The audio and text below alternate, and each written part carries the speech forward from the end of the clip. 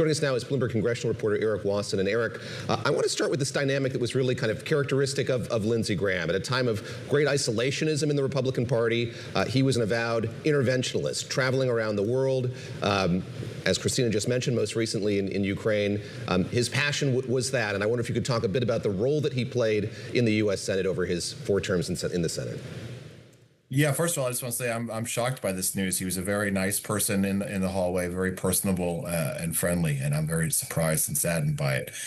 He was an interventionalist, much in the mold of Mitch McConnell and the late John McCain, a breed of Republican that seems to be phasing out in the America First era.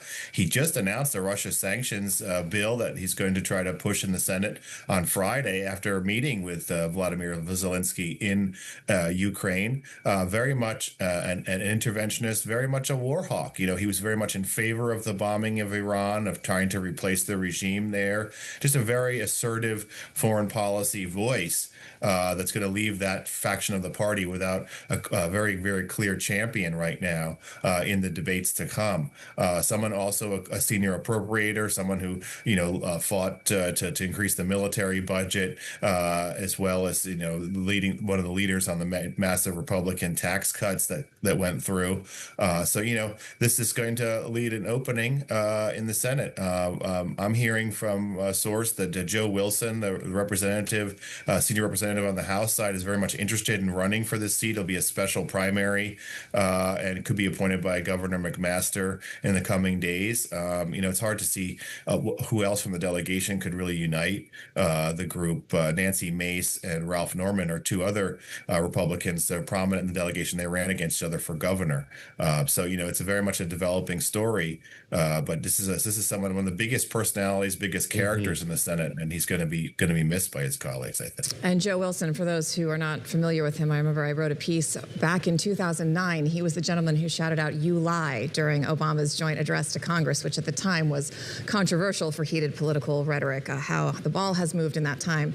But I first met Lindsey Graham. And his son is likely to be the next governor. Alan Wilson won the GOP primary. So it's the potential rise of the Wilson dynasty. Be something to watch there. I mean, we were talking before we came on the air. I first met Senator Graham in 2016 when he was endorsing Jeb Bush for president and fighting very strongly against a candidate he didn't believe in, and that was Donald Trump. I pulled some quotes from him this morning in that era saying that Trump was reckless and he says things that don't make sense. Can you talk a little bit about Graham's political evolution and his evolving friendship with President Trump? Trump was quoted as saying he's one of his best friends. How did we get there?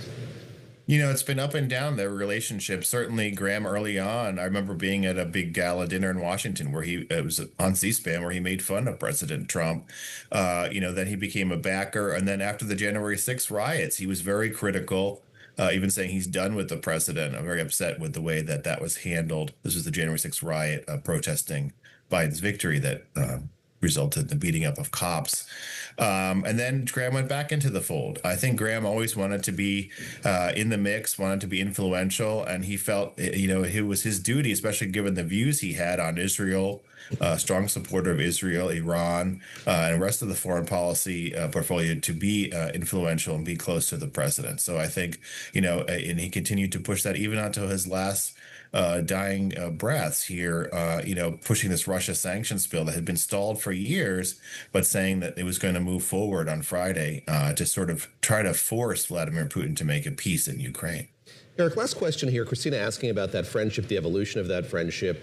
He was also a very useful person for President Trump to have in the U.S. Senate. He chaired the Judiciary Committee for many years and really worked quite ardently to enact what President Trump wanted to see. A lot more judges confirmed by that committee. Talk a bit about that, if you would, just the way that he executed the policy vision of this president.